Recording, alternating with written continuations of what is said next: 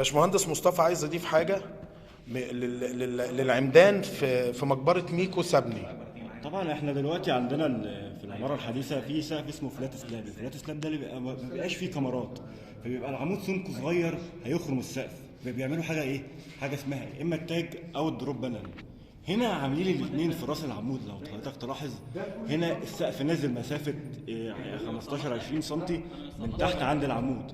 لو هتخش معانا جوه مش هتلاقي الكلام ده على خط الاعمده بس اهو. واضحه خالص. على خط الاعمده بس، مش مكمله في بقيه الجبل، علشان العمود ما ده برضه جبل يعني.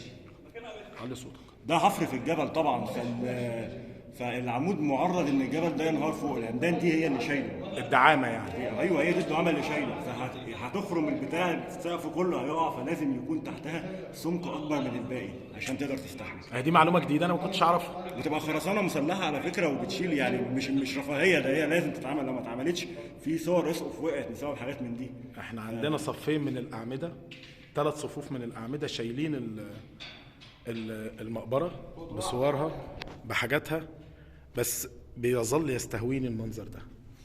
عم احمد ورا النيل. يلا، سلام عليكم.